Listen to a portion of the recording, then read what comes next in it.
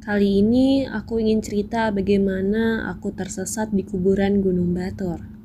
Hampir saja mobil yang kami kendarai menabrak kuburan di sekitar Gunung Batur. Tengah malam, kami disibukkan oleh kabut yang membutakan mata hingga kami tersesat masuk kuburan tanpa sepengetahuan kami. Dengan terburu-buru, saya langsung banting setir dan kabur dari kuburan yang mencekam tersebut. Tepat 2 hari lalu, kami berempat, yaitu saya, Dwi, Sandy, dan Ngurah. Berencana menghadiri sebuah pesta pernikahan seorang teman kampus di daerah Ubud. Di peta tertuliskan daerah Payangan Ubud.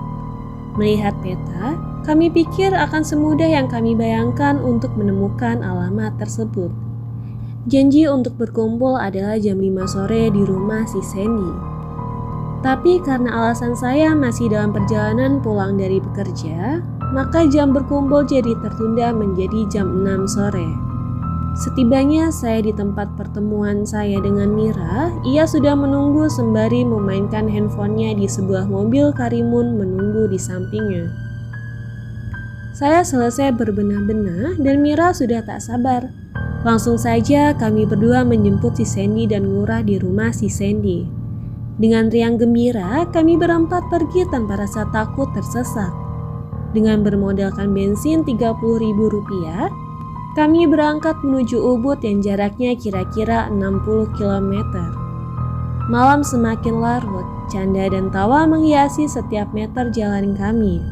Dihiasi dengan sedikit hujan, perjalanan ditemani dengan panas dinginnya hawa jalan. Namun lama-kelamaan jalanan menjadi lebih berkabut, semakin tebal dan tebal. Si Ngurah yang saya tanya, "Benar ini jalannya, Rah?" Dia hanya menjawab, "Benar, lanjut aja." Bensin sudah hampir habis, yang saya lihat hanyalah jarum yang menempel pada indikator merah bertuliskan huruf E pada level bensin mobil kami. Kabut tebal semakin membuat pendek jarak pandang kami. Jalanan mulai berliku-liku dan menanjak tak karuan. Kami mulai bertanya-tanya karena jalanan mulai menanjak melewati hutan yang kami tidak tahu keberadaannya.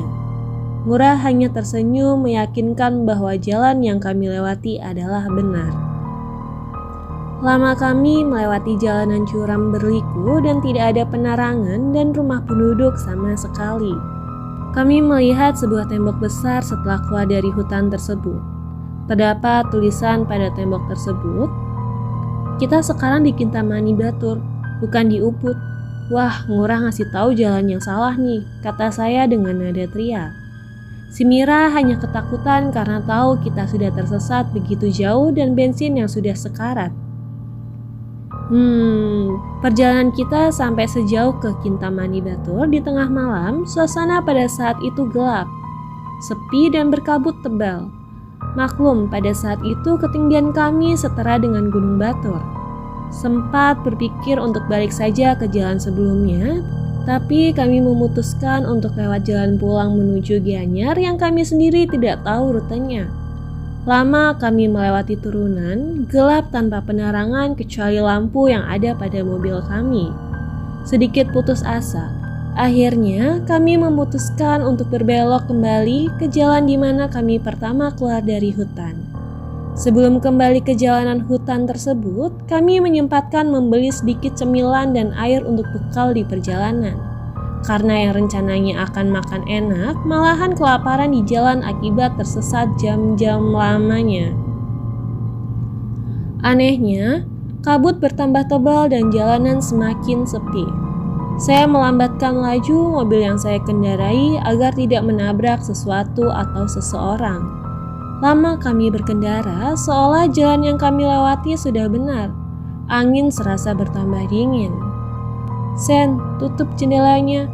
Saya menyuruh Sandy untuk menutup jendelanya. Tiba-tiba kok jalannya putus nih. Saya terheran-heran.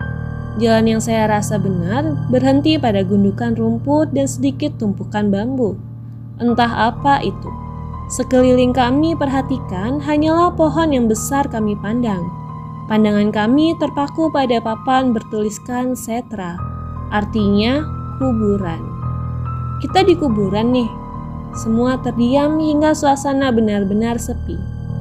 Lampu dim saya nyalakan. Ternyata benar, di depan kami banyak kuburan yang hampir saja kami tabrak. Sedikit gugup dan takut, saya putar balik posisi mobil kami menuju jalan di mana kami masuk di awal. Seolah diberi petunjuk, gerbang kuburan yang tadinya gelap menjadi terang oleh cahaya bulan. Dan kabut seolah hilang tanpa kami sadari. Jalanan yang mengantar kami ke tempat tersebut menjadi jelas kembali. Kami bergegas menuju ke tengah hutan untuk sampai ke jalan utama.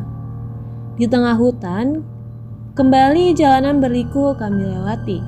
Hampir semua tikungan tajam seolah adalah jalan lurus, entah karena pandangan malam atau ada yang akan menjahili kami berempat.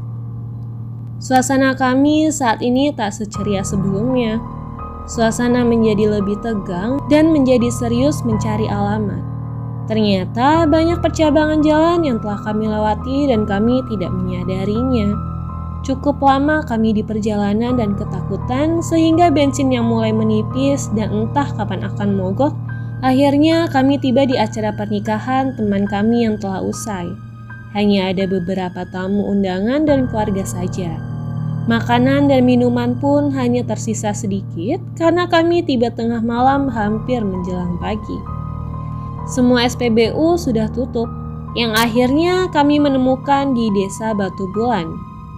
Mobil saya pacu menuju rumah Sandy untuk mengantarkan dia dan Murah.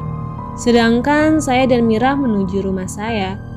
Pengalaman tersesat ini menjadi pengalaman berharga buat saya. Dan untuk para pengendara lain selalu ingat juga untuk mengisi bensin full jika ingin berkendara malam dan jauh.